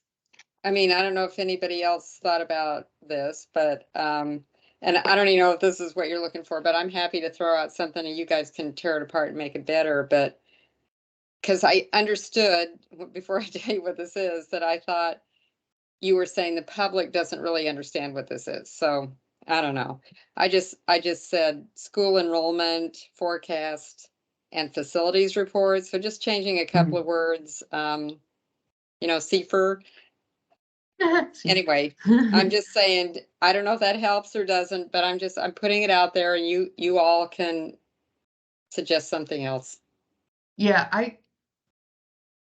I didn't necessarily have an issue, to be honest, with the name of it currently, although I don't like the abbreviation because there's really no S, but maybe Yes. accommodations is what's unusual, but I mean, I feel like, I don't know, I do feel like it speaks to what it's supposed to be. You know, it's kind of like, here's a plan for our facilities and how we're going to accommodate our students, but Yeah, I think the word accommodations does seem weird. a little odd, just because Okay. many people think of accommodation as special accommodation. So it's again, like I was trying to use other words. So I'm just saying again, school enrollment, comma, forecast, comma, or yeah, and facilities report, because I think those are the School. main sections that we have. School, Yeah. I'm going to write this down because I like school enrollment. Say that all again. School enrollment, comma, forecast, comma, and facilities report. You could say it, CIFR, however you wanted to do it. Oh, I do like that actually. So, how about starts with an F and it can be Pfeffer? Just kidding. I'm kidding. What about just Arlington facilities and enrollment plan? Yeah. Keeping it simple. Well, Yeah, because and- it has all that forecast stuff. So I mean, you could. Anyway, like I say, I've done my Make it a bits. double You guys F, can say yeah. It what also you- has history. I mean, it has a lot of things, but it's about facilities and enrollment. Yeah. That's what it's about. I know, but our big thing here is the forecast because it's the template for the CIP. Yeah, because it is based on enrollment projections and needs. And so maybe needs is another word that, lands in there. But I also like the word school. I mean, I think with its current name, we know it's APS, but the average person, well, I guess they'll be on the APS website to read it, but, it's good to kind of clarify that it's not all of Arlington facilities, like not county facilities. So, Yeah. unless the goal is a single report that will rule them all. Okay. The grand unified theory of plans. All right. That's so something definitely that if anybody else has any good ideas in the middle of the night, would be helpful, because we're also the annual update is what we do yearly to kind of to manage enrollment, but it's called the annual update. And so we were hoping that if we rename the AFSAP, then the annual update could be kind of like a bullet of that or something. Got it. Like it's the same thing. I mean, but it's the update of it. But it's like a yearly, like what we do for the next year. Like right now, we're looking at, well, what are we going to do for fall with the projections that we have? Yeah. So I guess next steps on this in general. Do we need to write up anything official, or our feedback here in this meeting was enough and you guys took notes, Ileana, or have the meeting minutes, the recording to review again, or do we need to, I don't know, send you a markup or something? Yeah, that would be best, because it's not just me. Okay. It's a team of people working on this, but we're definitely going to watch this recording again. Okay. But I think that the things that some of the big picture items that were recommended, I think, are important to capture. Okay. So then when they're like, well, why did you do that? Be like, well, it was recommended. Yep. Okay. Then I can kind of address some of those. All right. So we got about 10 minutes to look at policies real quick. So I would say let's skip F2, which is goals, because we were supposed to get an updated kind of, supposedly they're refreshing the goals, F-2 policy completely. And we did not receive an update of that. That was supposed to maybe go out for public comment in the beginning of December. But I will reach out and ask them what's going on. So the F2 that's here is the old one, and they are supposedly going to revamp it completely. Who's them, Rosa? The policy people. Oh, them. Them, the APS staff in charge of policies which is, So this one particularly would be me and other Stephen. people. Oh, okay. Well, yeah, I'm getting the updates from Stephen Marcoux. But yes, obviously all of staff, I guess, is working behind the scenes and Yeah. then, and The then, goal, yeah, the goals one, it has to relate to facilities and operations and our various offices within facilities and operations. So it would be transport, it would be the multimodal, it would be real property, it would be maintenance services, plant operations. So those are the F2 goals, and Rosa's right. And it's unfortunate that for whatever reasons they did not get that to us. Okay. But I heard March now is Okay. when it's going to be sort of made public. So I'm hoping that that means y'all will see it come the beginning of the year. okay, yeah, and that will be that will be in our purview to review. So the other two are shorter policies, of which one is an F policy, therefore it's in our purview to review, and that is the naming of facilities.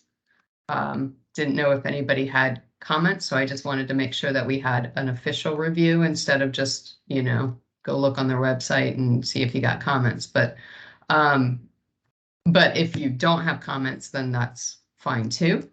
Go ahead, Zach. So is there a proposed change, or what they're asking us if we think there should be a change? Right. So they're reviewing second? all policies because a lot of these haven't been updated in forever. But basically, and cleaning them up, right? But yes, so this one is up for review. And I think I'd have to look at when the comments are due. So they're up for public comment, as well as then we as a committee are reviewing the ones that affect facilities. Oh yeah, this one's a good one. So I had one comment on section 3B of this policy about the school facility the name could reflect the instructional focus. I don't know if that's really necessary because I feel like the instructional focus of a school could change. So. Well, I think in that case, it would be like the Montessori program, right now, the Montessori Public School of Arlington is the name, or the Career Center is the name. But Okay, I think that's what that's a that good means. point. But I don't know, but I agree. I feel like it's nice to name after somebody. Yeah, and I guess I had not thought of those two examples, so thanks for that. I was thinking more of like science focus, but it's not necessarily a school focused on science. More so than any other school focuses on science. So Yeah. I guess I can see that both ways now. So thanks. That was my Science only comment. Focus is not a school that focuses on science. Well, they teach science. I'm actually serious about But that. it's I was not aware that it's well doesn't really have a special science program. It's not any more sciencey than other schools. I don't want to speak out of place, but that I'm is just my curious. perception. But I don't have any kids that go there, nor do I know anything about the school. But every school focuses on science. Every school has a science focus. So Right. All right. anyway, that's what I was thinking when I made that comment. I'll help Zach out a little bit. So Thank you, Michael. So if you go to Hoffman Boston has the little red schoolhouse where they have STEM, makerspace, very science heavy as an exemplary project. Science Focus also has their own room and their own sort of facilities that are also science focused. Hoffman Boston's not called Hoffman Boston Science, it's just called Hoffman Boston Elementary. So I say to Zach's point that it does sort of give it could mislead people into thinking that their primary focus is science, when science is also a larger instructional piece that's taught at many schools throughout our system. Yes, thank you, Michael. And it's also not an option program, right? It's not an option program. That's No. right. Right. So Right. So what I was it gonna also say, implies that it would. it's my neighborhood school. So it used to be an option school and now it's back a neighborhood school. And, Correct. the name, I do know when it was an option school that they really made a science thing of it, because I know someone who wanted to be a music teacher there, and they were sent over for an interview with the then principal, who person didn't get the job because the principal didn't think this music educator had a curriculum that was enough science-based to be in the school. So Wow. there you have it. Wow. But an alternative example is you have HB Woodlawn program at the Heights, right? Yeah, The building Yeah. is different than the name of the program that's there. Good point. yeah. And Yeah, then good my- point. my comment on that is that all during construction, it was called, the Wilson School, because I guess that was what was there before. And then they call it the Heights once it's done. I feel like, I don't know, to me, unless you're adding on to an existing building, it seems like you would like name it before you build it. But Well, some of that's a little late for yeah. the, Yeah. might be a little late for the Career Center, but maybe it's not, so. Well, I yeah. mean- So under correct, that one doesn't bother me necessarily, just because it's a may statement, which is, it permits, but it doesn't require you to do anything that way. Mhm. So it's kind of Yeah. inoffensive, I guess. No, I agree, but like Dorothy Ham Middle School, like they have that nice mural that's part of, Right, it's right. not just kind of like thrown up after the fact. The I mean, well, interesting, you know, yeah, so I feel like you can do something within the school if you are naming it after somebody and you want to, make special note of it. I went to a school named after Eleanor Roosevelt in high school, and all we had was a really ugly statue of her at the beginning, when you entered the the building, and it would have been nice to have like some sort of, something better than that, when you learn about this person that the school is named after. yeah. Well, then I went to a school where it was West High School, East High School, South High School. Yep. Very original, but not Yeah, controversial, I guess. At least you knew where you were. Yep. I went to a school that was named after the street that it was on. Dickinson Ah. Avenue Element. Yeah. Yeah. So I don't know, I guess, so I would, maybe there's something in the policy that, school naming might be evaluated if the instructional space doesn't, meet, the Yeah, needs of the if there's a school, but misalignment, if there's yeah, an obvious misalignment between the program and the name, then it's definitely time for a reevaluation. Yeah, I would agree. But do these policies here support or interfere with, do they make it hard to do the right thing? Mm, They don't necessarily, I mean, like with a lot of things, you can interpret something for your own purposes. Nothing jumps out at me as problematic, though, necessarily. Somebody has to be dead for at least 5 years if you're going to use their name. I guess that's good to fair. know. Good to know. Yeah. So we're not naming any schools after Michael anytime soon.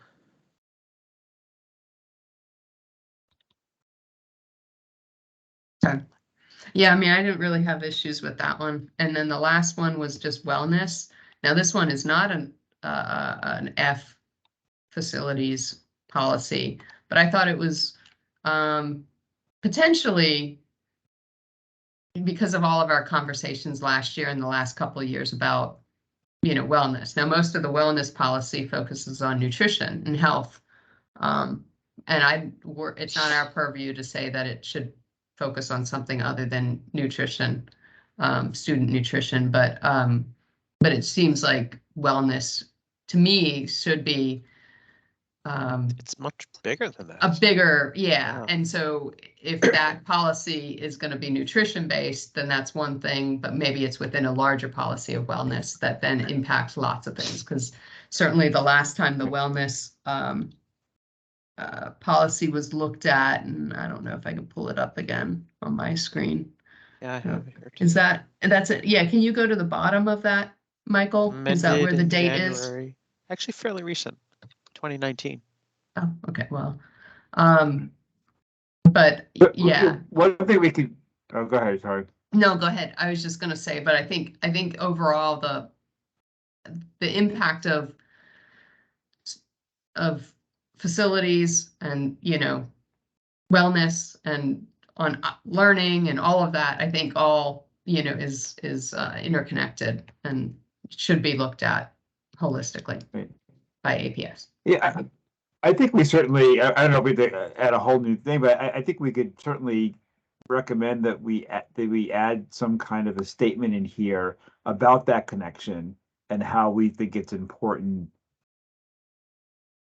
that the facilities be included in any, assessment or evaluation of wellness. I don't know. I don't mind maybe just jumping right in and making some bold statements about other things that ought to be included. I mean, if they're already talking very specifically about nutrition, why not talk about light and air and things like downtime? That's all related to wellness. Homework is related to wellness, right? I mean, if we're looking at stress, that opens up a whole can of worms about wellness. And wellness, oh my goodness, wellness has a lot to do with what happens in your day before you get to school and after you leave school. Yeah, like the well-being being the, Yeah. and student well-being literally being kind of, I think that was, the superintendent's, one of his missions last year or the year before. Yeah, I mean, we're always hearing about, with high schoolers, and their stress levels and things like that. So obviously somebody's thinking about it a lot. Maybe it ought to find its way into a wellness policy. And one thing is in the second paragraph of this, it lists the different officials that should be involved in this, and I don't see anything in here about facilities. Mm-hmm. Yeah, I don't know that. I mean, I know that there's obviously a connection and stuff. I mean, and it's documented, and there's research-based information on, the impact of, the learning environment on both well-being, health, well-being being happiness as well, and then optimal learning environments. But yeah. Okay. All right. Well, then I think I would kind of state something in my responses back, for our committee towards that, even though it might not be addressed specifically in this policy, or it could or should, but it's not just healthy eating and healthy physical activity. But even within the healthy physical activity, the space in which that occurs. Yeah, exactly. What was that, Adam? I didn't hear. It's in the space in which that occurs. Yeah, right. So did you, aside from the light and air stuff, which is obviously facilities related, should we touch upon those other topics or kind of stay within our? I would probably add them as a big kind of like list, like, we think that these things should be addressed somehow, not, right. Cool. And so, yes, healthy. There you go. Healthy, safe environments, sustainable learning environments. Ooh, civic and community engagement. I forgot about those. That's great. You're doing it now. Yeah. Okay, so I would say we skip F2 goals, and then, and then we'll have a huge, we'll have the ability to review a fresh document. So I don't know if there's any other things, but I think we're 5 minutes over. If there's not, then I would say we can adjourn. Oh, Zach, you have a question or comment? No, I was just waving my hand goodbye. That's all. Oh. Can't wait to get out of here. Yeah, I don't know if we have to like officially like move to adjourn, but okay. We do, I think. We're done. Thanks. I'll move. All right, thanks, Michael, everybody. anything else, Michael? No, I have cat screaming at me. Oh yeah, well, that's important. So I gotta address that, and I guess everyone have a happy holidays. Enjoy time with your family and all that good stuff. And so when are we meeting in January? Oh yeah, let me bring it up. Thanks. First, January 9th. January 1st. Ah, January 9th. get out of January 1st. Yeah, January 9th at Barrett. So Jeez, okay. yeah. Okay, good. All right. Mhm. Get Okay. on here quickly. All So, right, thank and you. Michael, you'll reach out for our pre-fac then, whenever that's supposed to be for that. Oh gosh. Oh yeah, I don't even know when we're gonna be able to do that. Wait, did I Okay. not? I didn't even schedule that. Ugh. Sorry. What's- Let me go ahead and. Okay. Yeah, you That's can do it the pre-fac? first week we're back, Michael. That's what I was thinking. See you later, Yeah. guys. Yep. All right, y'all. Yeah, and that's fine with me too. So, okay, Okay. see you guys, everybody. All right, thanks, y'all. Rosa, I will not be there at the next FAC, but Robert will be there to answer questions about projections, and he'll be there representing for planning. Okay. Okay, good. Robert Yeah, Brew we can is. see him again. Okay, Yeah. great. All right. All right. Yep. Thank you all. All right. Have a good Thank you break. too. Enjoy your Bye. holiday. Bye.